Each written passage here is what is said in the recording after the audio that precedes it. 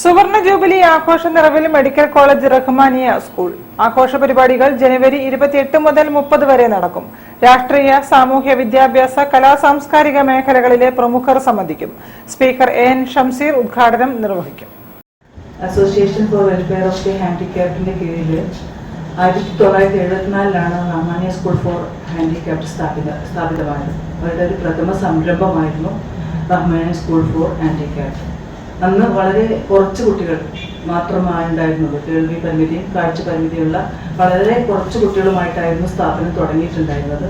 ഇന്ന് അത് വളർന്ന് വളരെയധികം വിപ്ലവകരമായ മാറ്റം ഈ ഭിന്നശേഷി പുനരധിവാസ രംഗത്ത് കൊണ്ടുവരാൻ പറ്റി എന്നുള്ളത് വളരെയധികം അഭിമാനത്തോടു കൂടി നമുക്ക് പറയാൻ കഴിയും. റഹ്മാനിയ സ്കൂൾ ഫോർ ഹാൻഡിക്യാപ്റ്റിന്റെ 3 ദിവസം നീണ്ടു നിൽക്കുന്ന സുവർണ ജൂബിലി ആഘോഷങ്ങൾക്ക് ജനുവരി 28 തുടക്കമാകും. നിയമസഭാ സ്പീക്കർ എൻ ഷംസീർ ഉദ്ഘാടനം നിർവഹിക്കും. പൂർവ്വ അധ്യാപക സംഗമം, പൂർവ്വ വിദ്യാർത്ഥി സംഗമം, ഭിന്നശേഷി നിർണയ മെഡിക്കൽ ക്യാമ്പ്, ഭക്ഷ്യമേള എന്നിവയും വാർഷികാഘോഷങ്ങളിൽ ഉൾപ്പെടും.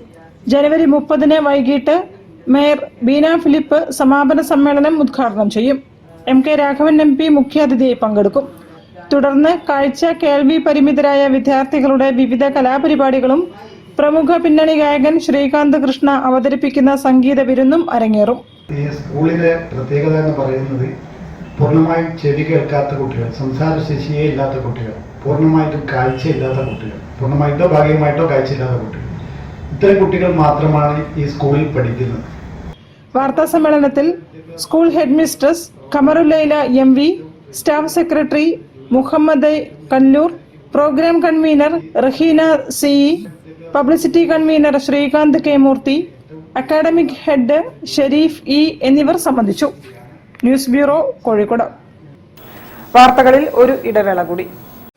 ക്യാൻസറിനെതിരെ പൊരുതാനായി കാലിക്കറ്റ് സിറ്റി സർവീസ് സഹകരണ ബാങ്കും MVR ക്യാൻസർ സെന്ററും സംയുക്തമായി അവതരിപ്പിക്കുന്ന ക്യാൻസർ ചികിത്സാ സഹായ പദ്ധതിയാണ് മാസ് കെയർ.